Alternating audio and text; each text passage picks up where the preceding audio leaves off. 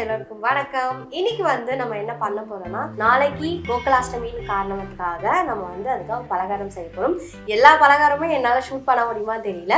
First தட்டை பண்ணிடலாம். தட்டை கொஞ்சம் சூப்பராக பண்ணலாம் அப்படின்னு இருக்கேன். ஸோ எப்பவுமே தட்டைக்கு சில விஷயங்கள் முக்கியமாக இருக்கும். நான் சில டிப்ஸ் எல்லாம் நடுவில் தரேன், பாருங்க, பார்த்துட்டு பண்ணுங்க. கண்டிப்பாக பர்ஃபெக்டாக வரும். பர்ஃபெக்டான தட்டை நம்ம ரெடி பண்ணலாம். தேவையான பொருட்கள் என்னன்னு பார்த்துடலாம் வாங்க.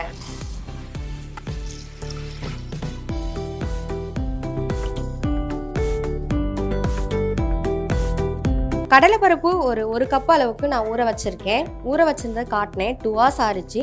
இதை நம்ம இப்போ ஃபில்டர் பண்ணி எடுத்துக்கலாம். ஸோ கடலைப்பருப்பு நல்லா ஊற வச்சு போட்டால் தான் நல்லாயிருக்கும். ஸோ நம்ம நல்லா ஃபில்டர் பண்ணிக்கலாம். ஒரு 1/4 கப் அளவுக்கு கடலைப்பருப்பு ஊற வச்சு நான் எடுத்து வச்சுருக்கேன். 1 கப் அளவுக்கு அரிசி எடுத்திருக்கேன். ஸோ இந்த அரிசி ரெடிமேடாக வாங்கினது தான். நான் பச்சரிசியை நல்லா ஊற வச்சு அதை காய வச்சு அரைச்சி அந்த மாதிரிலாம் எடுக்கலை. நான் கடையிலேருந்து டைரெக்டாக வாங்கியிருக்கேன். இருந்தாலும் நம்ம நல்லா வறுத்து சலிச்சு தான் யூஸ் பண்ண போகிறோம். அப்போ தான் நல்லா சாஃப்டாக சூப்பராக இருக்கும். கருவேப்பிலை ஃப்ளேவருக்காக யூஸ் பண்ணுறோம். குட்டி குட்டியாக நறுக்கி வச்சுருக்க வெள்ளை பூண்டு, மிளகாய் தூள், சிவப்பு மிளகாய் தூள் எடுத்திருக்கேன். அதாவது ரெட் சில்லி பவுடர் கிடையாது, காஷ்மீர் சில்லி பவுடர். காரம் இருக்காது, ஆனால் கலர் நல்லா கொடுக்கும். பெருங்காயத்தூள், இதுவும் ஃப்ளேவருக்காக நல்லா வாசனையாக இருக்கும். முக்கியமானது நம்மளுக்கு உளுத்தம்பருப்பு தான்.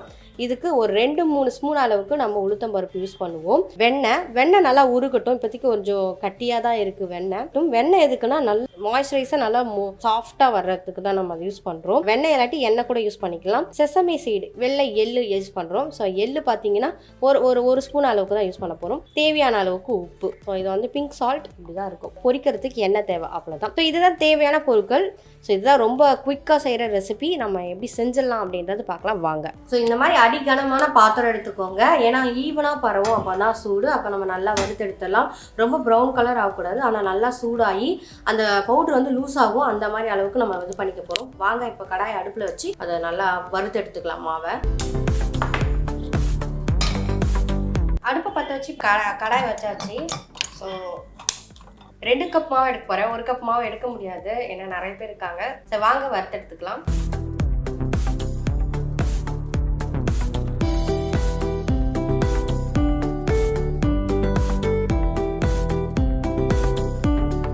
ஸோ இந்த மாதிரி நல்லா வதக்கிக்கோங்க. வறுக்க அது எப்படி ஆகும்னா நல்லா லூஸ் ஆகும் பவுடர். இப்போ இருக்க பவுடர் இருக்கும். நான் 2 கப் அளவு கேம் போட்டேன்னா கொஞ்சம் நிறைய பேர் இருக்காங்க, ஸோ அதனால் அளவு போட்டிருக்கேன்.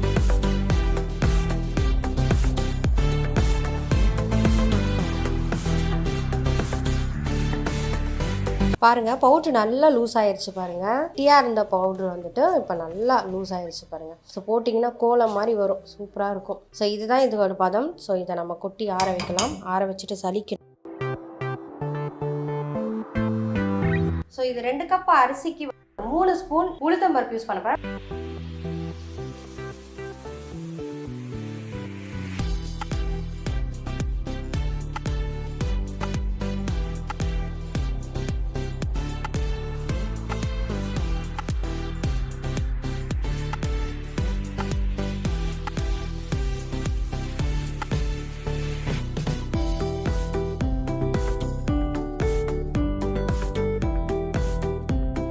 அரிசி நல்லா வறுபட்டுருச்சு, சலிச்சு எடுத்துக்கலாம் வாங்க.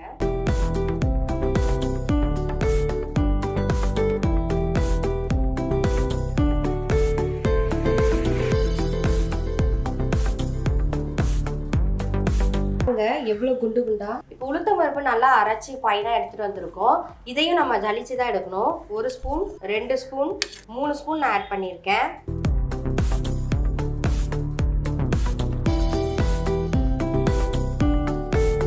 இங்கே பாருங்க. ஸோ எவ்வளோ வேஸ்டேஜ் வந்திருக்குன்னு சொல்லிட்டு. ஸோ இதெல்லாம் நம்ம வடிகட்டி எடுத்துக்கலாம். கடலைப்பருப்பு, ஸோ இது காஷ்மீரி சில்லி பவுடர். காரம் கொஞ்சம் கம்மியாக தான் இருக்கும். நல்லா குட்டியாக நறுக்கின வெள்ளை பூண்டு, இதை ஆட் பண்ணிக்கலாம். பூண்டு தான் நல்ல மனம் கொடுக்கும். கருவேப்பிலை, 1 ஸ்பூன் பெருங்காயத்தூள் ஆட் பண்ணிக்கிறேன்.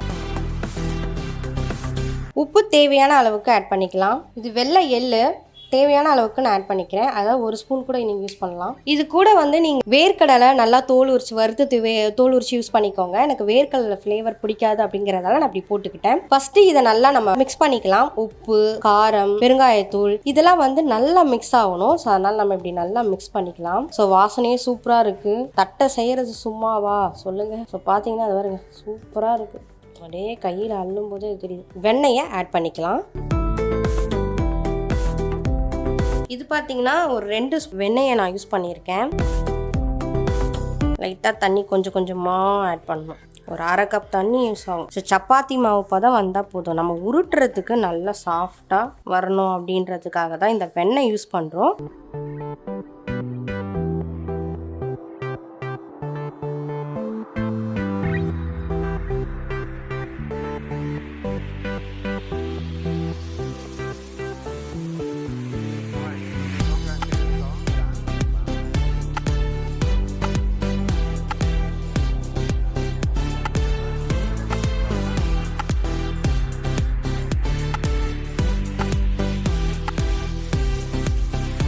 பாருங்க நல்லா பால் வாங்கி நான் வந்து கசந்து வச்சிருக்கேன். தட்டைக்கான மாவு ரெடி கசந்தாச்சு. இப்போ வந்து நம்ம அடுப்பை சூடு பண்ணிட்டு நம்ம ஒரு வானிலையில நல்லா எண்ணெயை போட்டு வறுத்தெடுக்க போறோம். ஸோ வாங்க பண்ணலாம்.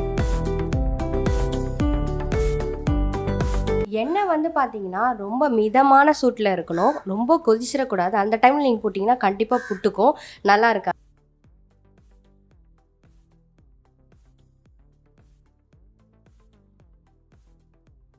இப்போ கொஞ்சோண்டு மாவு இது நல்லா உருட்டிக்கோங்க. Okay madam. இங்கே ஸோ உருட்டிட்டு ஸோ இந்த அளவுக்கு தட்டி தட்டி தட்டி தட்டி தட்டி தட்டி சிலர்லாம் வந்து பால் கவர்லாம் வச்சு ஸோ எனக்கு வந்துடுச்சு. ஸோ நான் இப்படி தான் தட்டுவேன்.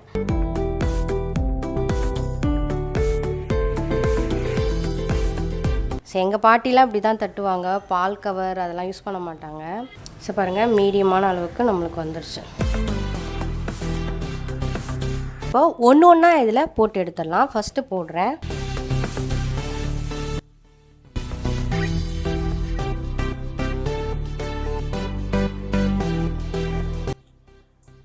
எல்லா தட்டையும் நல்லா தட்டி போட்டோம். மீடியம் ஃப்ளேமில் நல்லா குக் ஆகணும். உள்ளே இருக்க மாவு எல்லாம் அப்போ தான் நல்லா குக் ஆகும். ஸோ நல்லா குக் ஆகிட்டுருக்கு. வாங்க பார்க்கலாம் எந்த அளவுக்கு நல்லா குக் ஆகுது பாருங்கள். வாசனை சூப்பராக வருது. ஸோ குக்காக அந்த சூப்பராக வருது. ஸோ கலர் பாருங்கள் சூப்பராக இருக்குது பாருங்கள். ஸோ இந்த அளவுக்கு வரணும். கடலைப்பருப்பு ஃப்ளேவர் சூப்பராக இருக்கும், நல்லாயிருக்கும். அதனால தான் நான் நிறைய போட்டிருக்கேன். சிலருக்கு வந்துட்டு இந்த வேர்க்கடலைலாம் பிடிக்கும். ஸோ வேர்க்கடலையை நீங்கள் நல்லா தோல் உரிச்சிட்டு நல்லா வறுத்து தோல் உரிச்சிட்டு இதில் ஆட் பண்ணிக்கோங்க. அதாவது பிசையும் போதே ஆட் பண்ணிக்கோங்க. அதுக்கும் சேர்த்து கொஞ்சம் லைட்டாக உப்பு சேர்க்குற மாதிரி இருக்கும், காரம் சேர்க்குற மாதிரி. அவ்வளோதான், ஒன்றும் இல்லை. பசங்களாம் சாப்பிட்ணும் இல்லையா, அதனால் கொஞ்சமாக தான் காரம் சேர்த்துருக்கேன். என் பொண்ணு நல்லா சாப்பிடுவா, பார்த்துருப்பீங்க வீடியோவில்.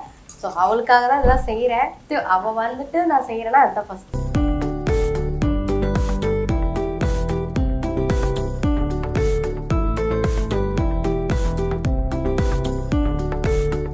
அவ்வளோதான் ஃப்ரெண்ட்ஸ், நம்மளோட தட்டை ரெடி. ஸோ இந்த கோகுலாஷ்டமிக்கு உங்கள் வீட்லேயும் தட்டெல்லாம் ரெடியாக இருக்கும் நான் நினைக்கிறேன். கடையில் வாங்க மாட்டீங்கன்னு நினைக்கிறேன். ஸோ இந்த ரெசிபி உங்களுக்கு யூஸ்ஃபுல்லாக இருந்தால் கண்டிப்பாக நம்ம சேனலை சப்ஸ்கிரைப் பண்ணுங்கள், ஷேர் பண்ணுங்கள், பெல் ஐக்கானை ஹாலில் போடுங்க. தட்டா, பாய்.